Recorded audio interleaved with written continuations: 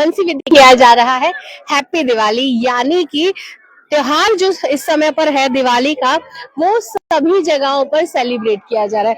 अलग अलग तरह की प्रदर्शनी यहाँ पर लगी हुई है। बच्चों ने कितना कुछ सीखा है, क्या कुछ किया है, ये सब जानेंगे। पहले दिखा दूं कि अभी मैं बात ही कराती हूँ। पहले आपको ये सब चीजें जो दिखाई दे रही हैं, ये सब इन बच्चों के द्वारा ही बनाई गई है।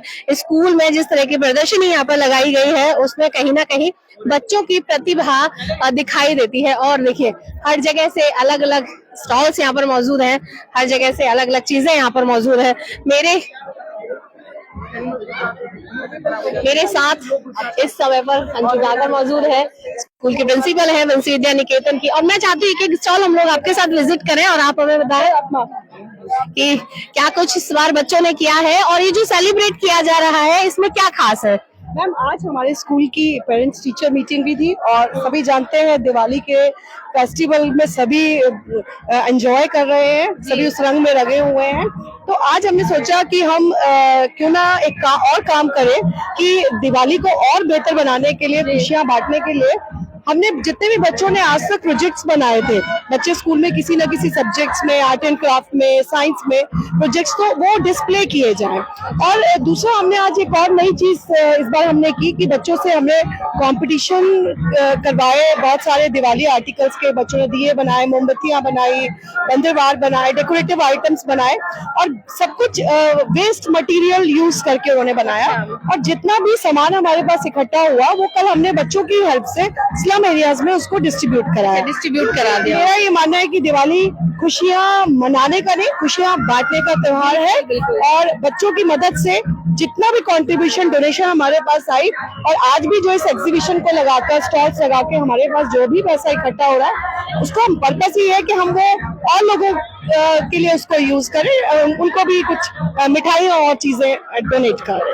एक तो शिक्षा यहाँ पर बच्चों को मिल रही है, उनके स्किल्स को डेवलप किया जाए, वही उनको सोशलाइज भी किया जा रहा है, मतलब समाज से भी रूबरू कराया जा रहा है कि किस तरीके का समाज सामने आपका इंतजार कर रहा है और किसको आपको सुधारना है। हाँ, ये मैं तो सभी से अपील भी करती हूँ, और मेरा तो शायद स्कूल को चलाने का मुख्य उद्देश्य भी ये है। कंपटीशन अपनी जगह सही है, पर हमें बच्चों को रोबोट्स नहीं बनाना है, रोबोट बनाने सिखाने हैं, रोबोट बनाना नहीं है कि कंपटीशन की दौड़ में, आईआईटी और डॉक्टर्स की दौड़, नीट की दौड़ में हम इतने अंधे हो जाएं कि बच्चों के अंदर संस्कार और इंसानियत भूल जाएं। साइंस के साथ संस्कार, यानी कि टेक्नोलॉजी के साथ मैनर्स, बच्चों को मॉरल वैल्यूज, वो मेरा शुरू से पर्पस रहा है। इसलिए मैं कुछ भी जो स्कूल में हम काम करते हैं, उसका पहला पर्पस मेरा ह्यूमैनिटी, इंसानियत के काम आने वाला कुछ काम हो, और उसके बाद बच्चों को भी उससे फायदा हो और बच्चे भी उससे सीखे।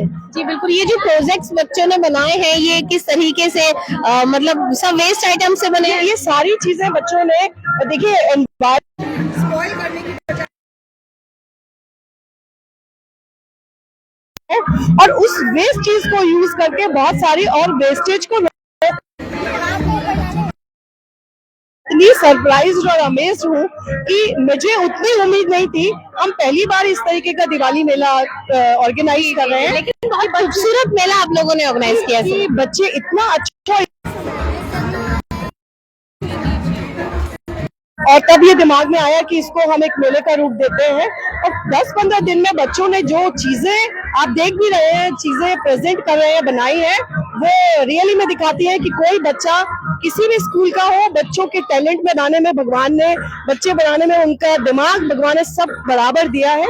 इसलिए कोई बच्चा कहीं से भी किसी भी ऊपर तक पहुंच सकता है। अच्छा, मुझे कभी कभी लगता है अंजू जी कि वंशी विद्या निकेतन जो स्कूल है, वो कहीं ना कहीं एक भावना रखता है अपने मन में समाज के प्रति, सहायता की, सहयोग की। रखनी भी चाहिए दीपिका मैम, क्योंकि स्कूलों का मुख्य उद्देश्य होना ही क्या चाहिए। आप ये देखिए, बड़े बड़े राजा महाराजाओं की कहानियां आप पढ़ लीजिए, उनके बच्चों की भी जब परवरिश होती थी तो उनका ध्यान भी संस्कारों पर, शिक्षा से ज्यादा रहता था। और शिक्षा का तो सही अर्थ ही इंसानियत सिखाना है। तो मैं पूरी ये कोशिश करती हूँ कि बच्चों की अगर एजुकेशन, पढ़ाई और संस्कार दोनों को एक साथ लेकर नहीं चला जा रहा, तो खाली शिक्षा बिल्कुल ऐसे है जैसे एक रोबोट, यानी इंसान विदाउट इमोशंस है। जैसे क्योंकि मैं हमेशा जब भी आप लोगों से मिलती हूँ, पिछली बार शायद मिली थी तो आप लोगों की स्कॉलरशिप टेस्ट था यहाँ पर, तभी मुझे लगा कि उन बच्चों को मौका दिया जा रहा है और यही वो प्रतिभाशाली बच्चे उनमें से होंगे कुछ जो टेस्ट में आए होंगे या पास हुए होंगे। क्योंकि हम सभी जानते हैं कि सभी बच्चे एक जैसे नहीं होते। कुछ बच्चे एकेडमिक लेवल पर बहुत ब्रिलियंट होते हैं, कुछ मैं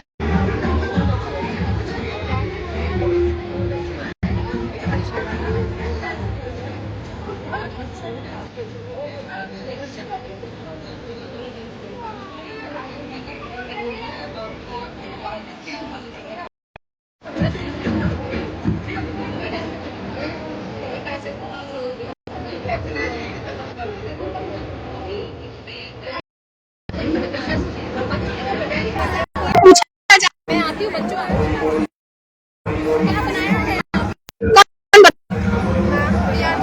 of class 8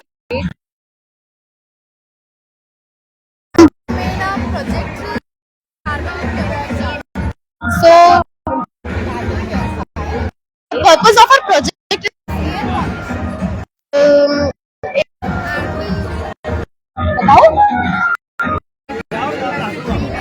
gases, carbon based pollutant and as we know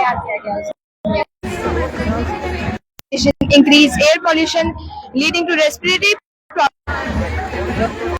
So now she will tell you that what is carbon purifier and how does it work. Our model works like the factory connected to the pipe and the Gases pass through which is connected to the absorber. and in the start we have lot of layer Layers of coil and protect the carbon cause a lot of respiratory and the and this bottle chimney exit and we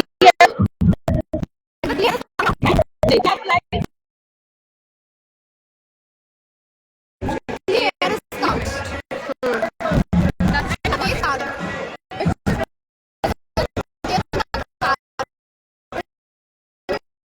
absorber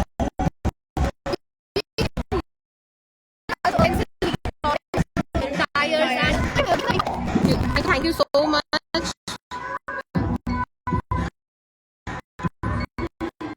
उसके बाद ऐसे ही अभी हम आपको भी दिखाएंगे के पास खास है अभी